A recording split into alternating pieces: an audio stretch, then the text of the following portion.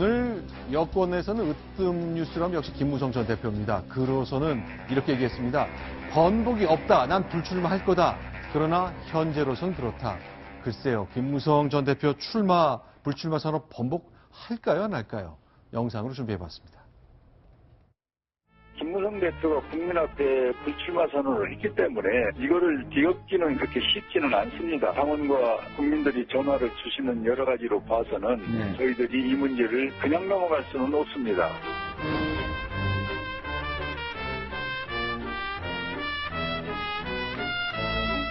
왕경 총장이 불출마를 또 하게 됨으로써 사실상 참 큰 고민에 빠져 있는 건 사실입니다.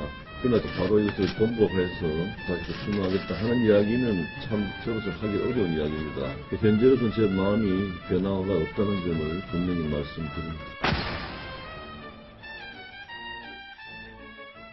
황교안 권한대행도 지금은 생각이 없다고 얘기했거든요. 현재로서는 역시 단서가 좀 붙어 있었군요. 예, 말이라는 게 참 어려운 게요. 저렇게 말을 해버리면 나중에 말을 바꾼다고 해도 뭐 딱히 뭐 제동을 걸 만한 그런 핑계거리가 없어집니다. 자, 지금 속보가 하나 들어왔는데 새누리당 세 당명 자유한국당으로 결정을 했군요. 네.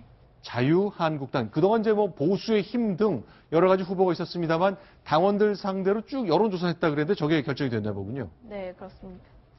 자, 어쨌건 김무성 대표. 어쨌건 새누리당 떠나서 바른정당 왔고 그 상황인데 현재로서는 생각이 없다. 김태현 변호사 어떻게 보세요? 번복할 것 같으세요? 안 할 것 같으세요? 제가 맞춰야 되는 건가요? 맞춰보십시오. 저는 출마하는 쪽으로 걸겠습니다. 할 것 같으세요? 네, 저는요.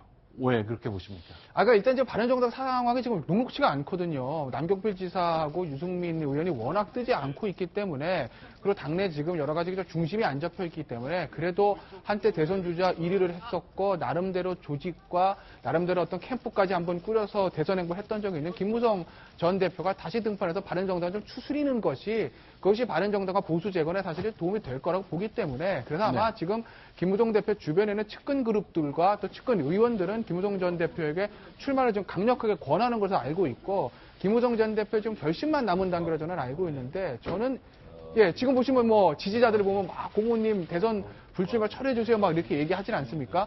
저거에 나오는 것 자체가 이미 사실 시작이 된 겁니다. 그렇지 않겠어요? 분위기를 이렇게 잡아가는 거죠. 그리고 바른정당 의원들도 지금 방송에 나와서 몇 의원들이 계속 그런 얘기 하지 않습니까? 이게 다시 출마하는 게 희생이다. 그래서 저는 결국에는 출마할 것으로 보이고 결국 출마해서 바른정당 후보가 되면 그 다음에 뭐 국민의당과의 빅텐트라든지 아니면 친박이 제거된 새누리당과의 보수 대연합 뭐 이쪽으로 방향을 잡겠죠. 자, 그런데 저런 거 보면 김무성 전 대표는 좀 난처할까요? 어떨까요? 실제로 저렇게 반응을 좀 보였거든요. 저희가 잠깐 소개해드리겠습니다. 이거 왜 보내야지? 아니, 그거 나는 왜 없으면 아니, 이분이 그래가지고 얘기하고 보내. 유정 기자는 어떠세요? 출마할까요? 김무성 대표가 대권에 그렇게 뜻이 없는 분도 아니고 물론 이런 거는 있을 것 같습니다. 당장 출마하기는 매우 어려울 것 같아요. 하지만 그 뜸을 좀 들이겠죠. 그리고 옆에서 군불 좀 떼고 이런 거 저런 거 얘기들이 좀 나오다 보면 정치는 또 늘 하는 말이 생물이기 때문에 좀 더 상황을 봐야 됩니다. 그래서 지금은 이런 단서를 달았고요. 그래서 조금 더 지나가다 보면 김무성 대표 자신의 지지율이 좀 더 올라오고 좀 해볼만 하다 이런 생각들이 든다면 김무성 대표가 그때 가서 제가 희생을 한번 해보겠습니다. 이런 얘기를 할 수 있다는 것이죠. 그런데 이제 현재 보수 진영의 유권자가 내가 이번에 꼭 투표하겠다는 생각이 많지 않잖아요. 현재까지 이제 그런 흐름이 나타났는데 이제 보수도 반으로 나눠졌습니다.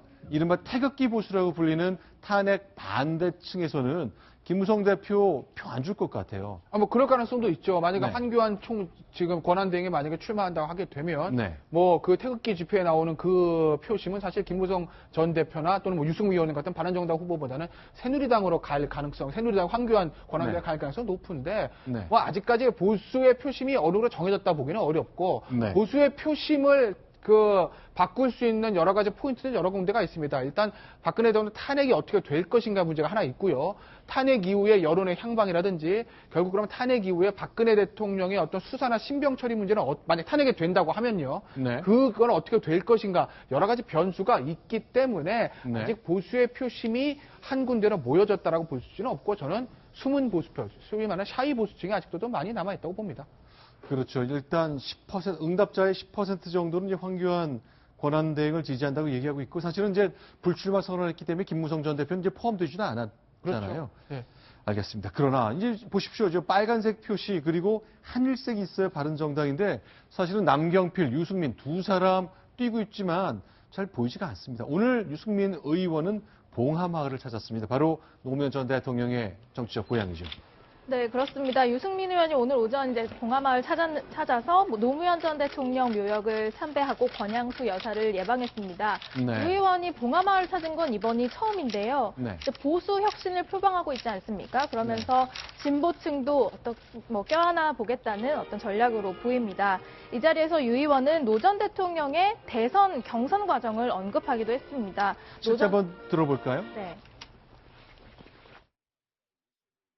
대통령이 되는 과정도 상당히 이제 낮은 지지도에서 출발해서 그때 굉장히 극적인 그런 어떤 경선 과정에 대해서 저도 뭐 생각나는 바들이 많았습니다. 예. 그렇죠. 2002년 노무현이 했던 그 기적적인 드라마를 내가 한번 써보고 싶다. 그런 희망이 잔뜩 묻어 있습니다만 글쎄요. 그러니까 그때와 지금 비교하면은 다른 점도 두 가지가 있는데 장점도 있고 단점도 있죠. 그러니까 유승민 전 의원뿐만 아니라 그거는 김무성 대표도 마찬가지, 다른 후보들 마찬가지일 겁니다. 좋은 점은 그 당시에 이회창 대세론을 비해서 문재인 대세론이 그렇게 탄탄하지 않다는 게 하나 있고요. 네. 이회창 대세론은 50% 넘지 않았습니까? 그게 하나 있고 나쁜 점은 당시에 노무현 그 후보가 시작할 때는 그 당시에 여당이 새천년 민주당이 김정일 대통령 아들 비리로 휘청하긴 했지만 지금의 집권 여당처럼 판이 완전히 무너진 상태는 아니었거든요. 그건 사실 그때와는 좀 다른 점이죠. 그래서 그때와 다른 두 가지죠. 하나는 플러스가 되는 거고 하나는 마이너스가 되는 건데 과연 결과가 어떻게 날지는 두고 지켜봐야 되지 않겠습니까? 2002년 저도 기억납니다만 사실은 이제 대통령 선거 6개월 전에 지방선거 때 서울지사 경기 한나라당이 다 이겼잖아요. 그 이유가 이제 전직 대통령 아들 세 사람이 모두 구속되는 상황을 겪었기 때문에 완전히 민심은 바뀌었다고 생각했지만 드라마를 만들어냈거든요. 자, 김민지 기자. 야당에서는 네. 바른정당이나 새누리당 같은 이제 보수 정당의 후보 올해는 좀 위협적으로 바뀔 가능성이 있다고 좀 보고 있나요? 아니면 거기는 이제 잊어버리겠다. 우리는 이제 더불어민주당이나 우리끼리 하겠다. 그런 흐름이 보입니까?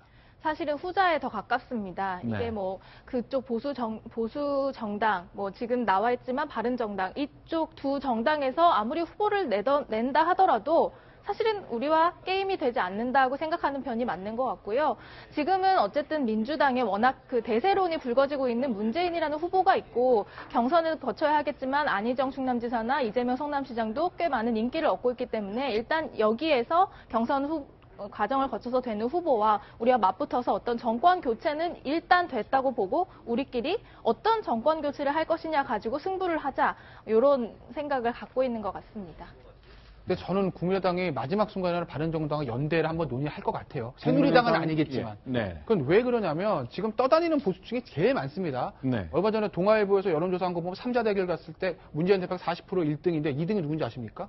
2등이 무응답입니다. 모름. 25% 정도 돼요. 무응답도 이제 그렇죠. 시점은 이제 그게 2등인 거예요. 그러니까 네. 그 모름과 무응답의 대부분은 사실은 숨어있는 보수층. 즉, 이거 박근혜 대통령 탄핵에 찬성하는데 보수는 완전히 괴멸했고 어디 가서 보수라 말하기엔 창피하고 찍을 사람 없고 이거거든요.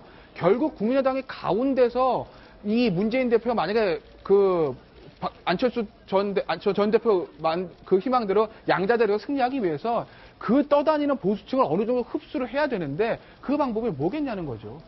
결국은 저는 바른정당의 어느 정도 연대 가능성이 좀 열려 있다고 보고 아마 김무성 전 대표가 다시 한번 출마를 생각하는 부분도 거기까지 고려를 머릿속에 놓고 있을 겁니다. 자, 박지원과 김무성의 연대 그렇게 드라마가 쓰여질 가능성도 있다는 해석으로 들립니다. 그렇죠. 예전에 원내대표로서 호흡을 맞췄습니다만 글쎄 시간이 얼마 안 남은 것 같은데 과연 그런 극적인 장면이 나올지 모르겠습니다.